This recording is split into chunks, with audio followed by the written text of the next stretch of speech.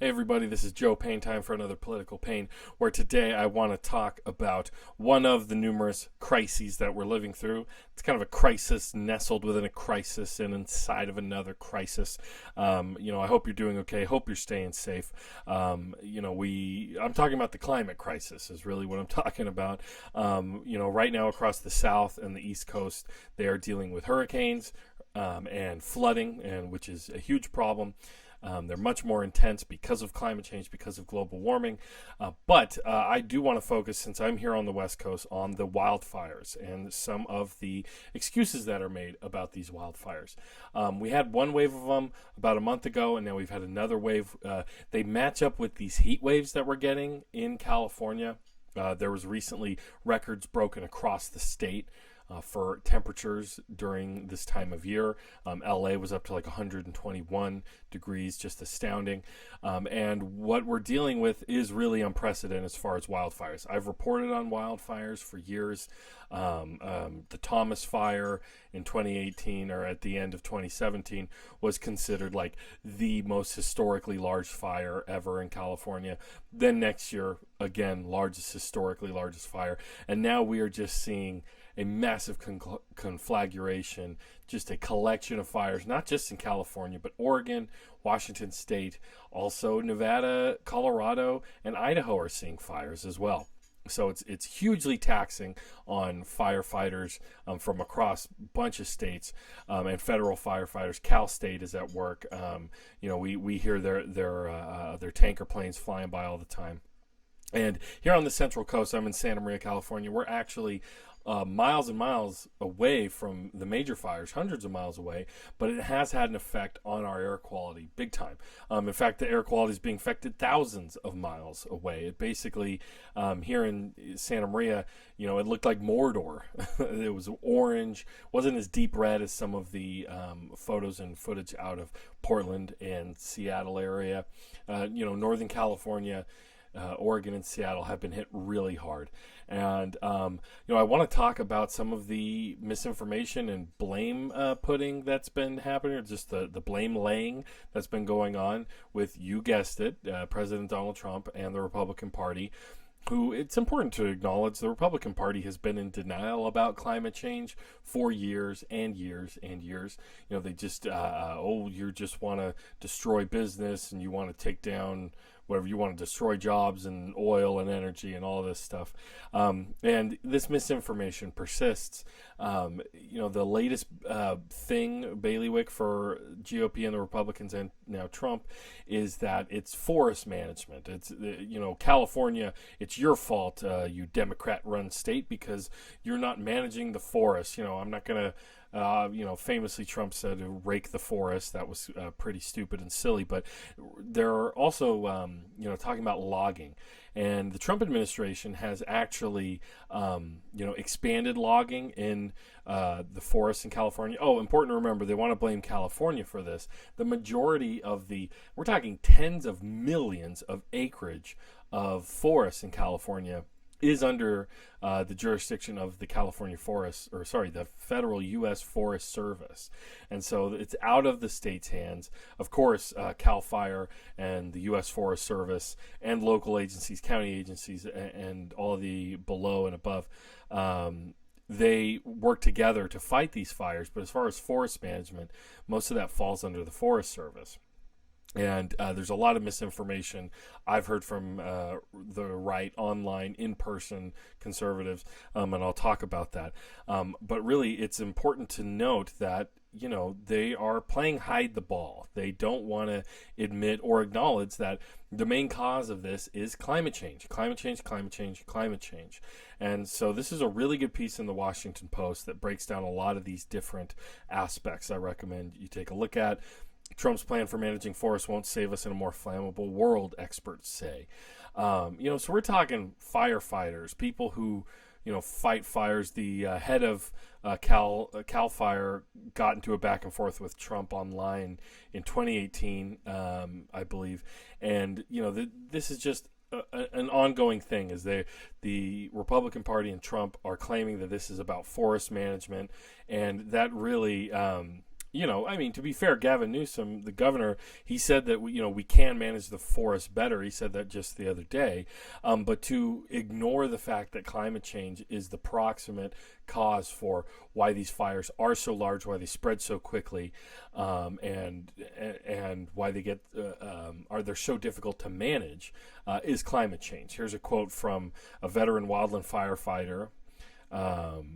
His name is Tim Inglesby, director of the group Firefighters United for Safety, Ethics, and Ecology, said, "There are no climate change denialists on the fire lines. Now we really need science to play a role in the solutions." Another really crazy thing in this article, so part of what caused these fires with the last heat wave and a bit of the one before it was we had like this monsoon weather. This is again due to climate change that had a lot of lightning strikes, and fires were started from lightning strikes. But this is what's really concerning. These wildfires can create their own weather that makes it even worse. Listen to this. The scale of this year's fires have horrified even those who saw them coming. As of Tuesday, 3.2 million acres in California have been incinerated, almost double the previous record of 1.9 million set in 2018. So that's just crazy. Shocking escalation, this person says. Here's what I wanted to get to. The intensity of the blazes creates towering plumes of heat called pyrocumulus clouds, which in turn trigger lightning storms and swirling fire tornadoes. Powerful winds push fires farther and faster than firefighters are used to. Embers carried far ahead of the main front enables fires to travel dozens of miles in a single day. So this also shows you that the traditional firefighting methods, like creating, brake lines, using rivers or highways or whatever to use these as natural barriers against wildfires, these aren't working anymore as well. Wildfires are hopping these barriers that firefighters have used for a long time to control fires because of the wind, because of the intensity. These embers are getting thrown across streets, across rivers, and onto buildings, onto homes. That's another thing detailed in the story is the number of homes that. This is really interesting right here. The most devastating thing about recent fires is the death and destruction they have caused. More people than ever live in harm's way. One Forest Service analysis found the number of homes in what fire experts call the wildland-urban interface increased 41% between 1990 and 2010. So here's another aspect. These things aren't simple. This is the other thing about widespread systemic issues like this is they're never simple to just say, oh, we need more logging in the forest, which the Trump administration has expanded logging, to say we need to rake the forest. That's a very simplistic answer to this, when climate change explains the ferocity of the fires. But here we see what I just read, housing, and how in California we have had increased building into what firefighters call the wildland-urban interface, where you have, the suburbs which butt up against, wildlands, the hills, forests, grassy areas that burn easily, during the hot time of the year. That has a massive effect on the loss of life and the loss of property in these wildfires. Hundreds of millions of dollars worth of damage. More than 30 people have perished now in Oregon and in California between these fires, and it's insane. It's really, really intense. And I remember here in the Central Coast, I remember the loss of life isn't just limited to the fires. Certainly there are going to be people who have to deal with the air quality, and it's going to have effects on them, especially the closer they are to the fires. But here on the Central Coast in 2018, we had the then largest fire, the Thomas Fire, in 2018. That scorched through Ventura County into Santa Barbara County and the mountains above Santa Barbara. And what was crazy about that was the fire was almost entirely under control. It got contained and everything, but the mountains above Santa Barbara got scorched.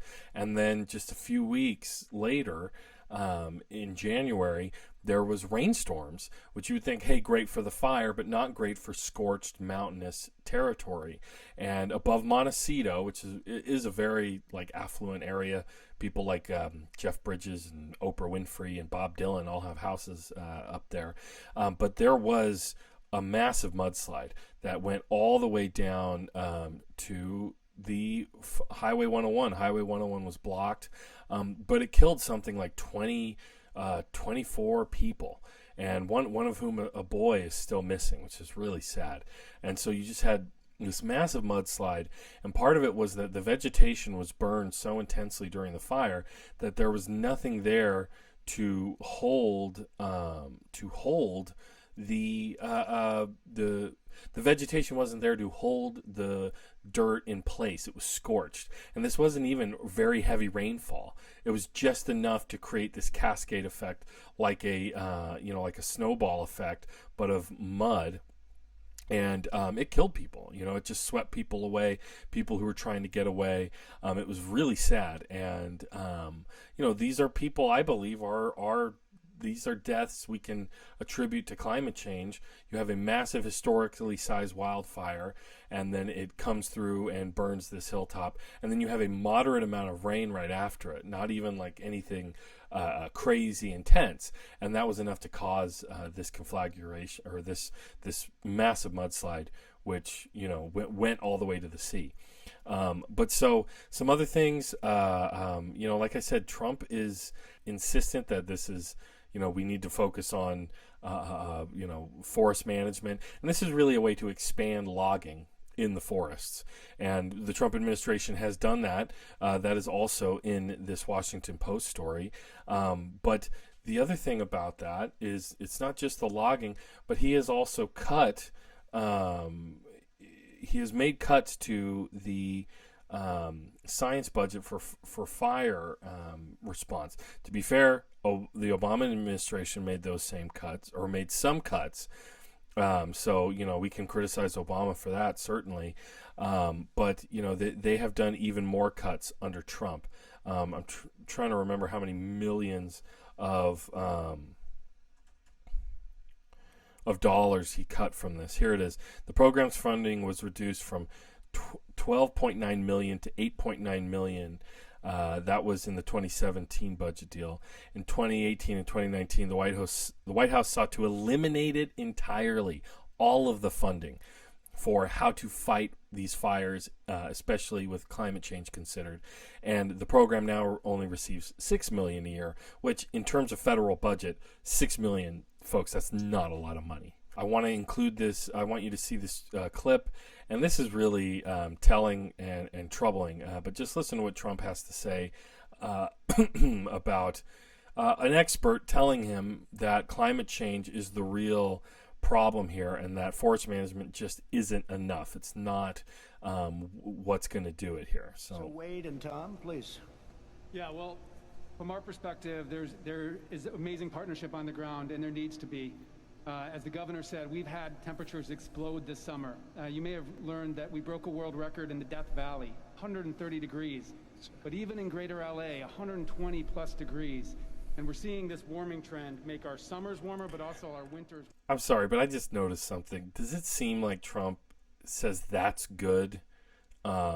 Look at what he says after the record of the hottest temperature ever in Death Valley. I mean, I think he does. 130 degrees, but even in greater LA. Yeah, I think he just said that's good. I mean, Trump is famously obsessed with records, and we did a record, and it's the record. I have the record for most this, best that. So I don't think he just hears record and he thinks it's good. It's not good that Death Valley was hotter than it's ever been. 120 plus degrees. And we're seeing this warming trend make our summers warmer, but also our winters warmer as well. So I think one area of mutual agreement and priority is vegetation management. But I think we want to work with you to really recognize the changing climate and what it means to our forests, and actually work together with that science. That science is going to be key, because if we ignore that science and sort of put our head in the sand and think it's all about vegetation management, we're not going to succeed together protecting Californians. Okay, it'll start getting cooler. You just watch. I wish science agreed with you. Well, I don't think science knows, actually. Tom? Okay, now, I mean, the arrogance there, there's just the arrogance, like, buddy, it'll cool down. And what does that remind you of when he says, "Oh, you believe me, it'll cool down"? What does that remind? That reminds me of, don't worry, coronavirus will just go away. We have 15 cases now; it'll go to zero soon. Don't worry about it. Don't worry. That's what that reminds me of.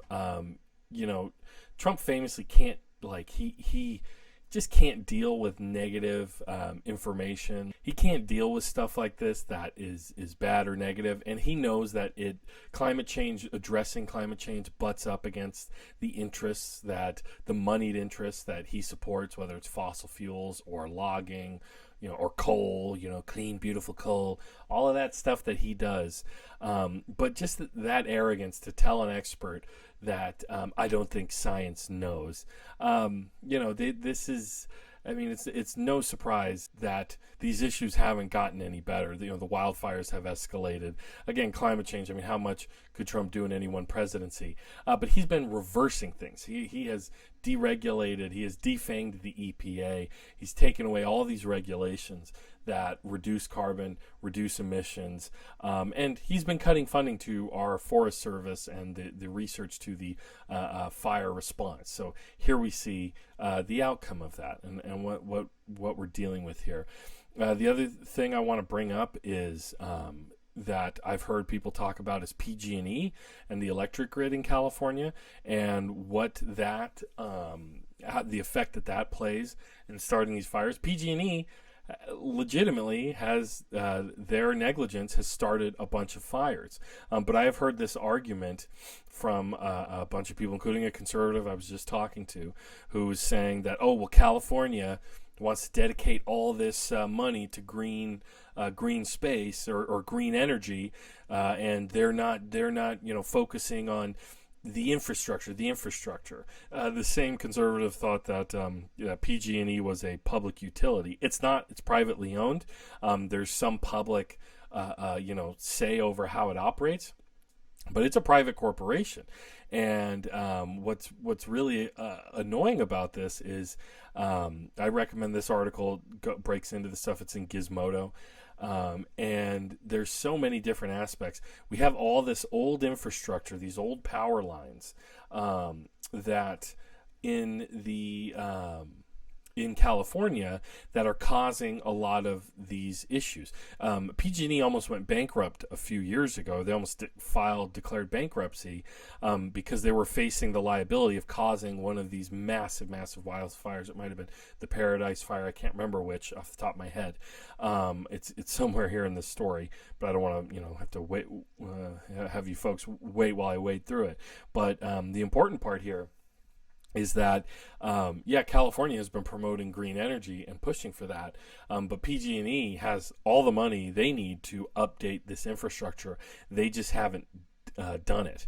And so this is right here is interesting. The transition to a relatively fireproof and climate-friendly grid won't be easy, and it's further complicated by PG&E's fiduciary obligation to its shareholders. So far, PG&E hasn't done a great job at instilling confidence in Californians that it will make the changes needed. State-ordered reports found that in 2012, the utility company diverted more than $120 million in funds allocated for safety measures like burying power lines, and instead used the money for other purposes, including profit for stockholders and bonuses for executives.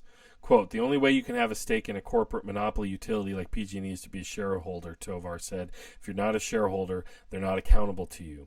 So, California, when PG&E declared bankruptcy, California threatened to take it over, make it a state-run utility, just to basically take over PG&E if they couldn't get their act together.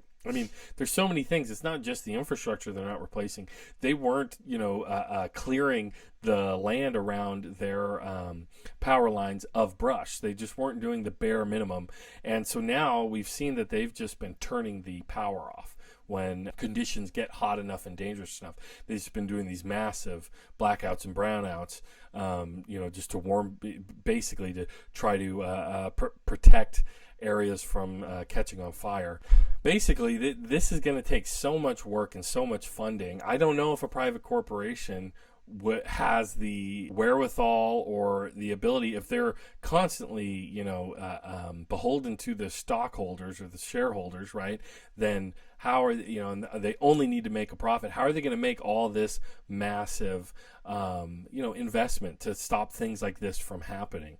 I don't know. This is to me speaks to the importance of something like the Green New Deal, where we have to radically rethink energy. We have to rethink housing, construction, land management, all these things, so that we can, live in this new reality created by climate change, but also abate and stem what is only going to get worse. This is only going to get way worse. Again, Florida's flooding, Georgia's flooding, California's on fire, the whole West Coast is on fire. Not even the coast either. It's the western states are burning, and we need to do something about it. Otherwise, it's just going to be a continual. This is going to be every year. It's just going to keep happening. So this is a huge problem, folks. I think it's important to just acknowledge that this conservative economics and the conservative mindset, we saw how it's completely failed in addressing and being prepared for a crisis like coronavirus. But here we have a slow rolling crisis of climate change that has these inflection points, these moments of intensity, fire season, hurricane season, the slow, average temperature of already hot places getting hotter and hotter. It already has caused migration. It's going to cause even more mass migration of people fleeing these areas, people dying, old folks dying from the heat, all other types of things that, it's in our power to do something about. Humanity created this problem in just a couple hundred years. The Industrial Revolution is pretty young. We are now in a different phase of it. But, we need to do something about this, address this issue. Just in a couple hundred years since the Industrial Revolution began, we've seen this much carbon emitted into the atmosphere and this much rise of temperature. And, this is like the frog in the pot of water slowly boiling. But now, the water's really starting to roll and the bubbles are starting to, hit the top of the surface. And I don't see any other, way of addressing this other than just a widespread, huge, massive effort. Oh, and one more thing before I go. In Oregon, this kind of dovetails again with like conservatives burying their heads in the sand, not facing reality, living in their own reality. There was all these conspiracy theories in Oregon around Antifa starting the fires. It's Antifa, everybody. Antifa terrorists are coming to burn it down your village. It's absolute nonsense. A bunch of it was propagated by a sheriff's deputy in this county, from this county sheriff's office. The sheriff himself later said, no, none of that is true. There's no evidence for it. Right-wing militias were setting up their own checkpoints and stopping people, saying, are you Antifa? People with guns menacing people. And so the sheriff's office had to say, please don't do that. And here's a story about it. And, officials have to warn people that you're wasting resources. They were getting all these calls from whack jobs calling and saying, Antifa's starting the fires, and just clogging up the lines when they could use real information. And, this is just, again, I hope to do another video soon on just like misinformation, conspiracy theory, and especially what we see on the right. And it's really bad. It is a huge problem. And here we see it reversely affecting public health and public safety.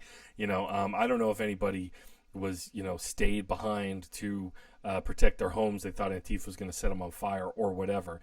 But it's just not safe to be out there. These evacuation orders and all this stuff.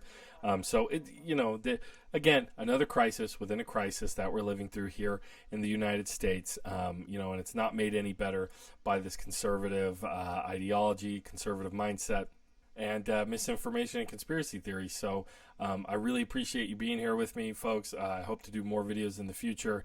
If you're here to, downvote and all that, you hate my video, well, you didn't get this far anyway. So I want to thank you for being here. Please smash the like button, hit subscribe, do whatever you can to stay here with me. Consider donating at politicalpain.com if you're able to. But I really appreciate it. Let's stay informed. Let's be safe. Good thing we have all these masks, for the pandemic. They kind of help filter out a little bit of the smoke. So stay safe, stay informed. I'll see you next time. Thanks again for watching.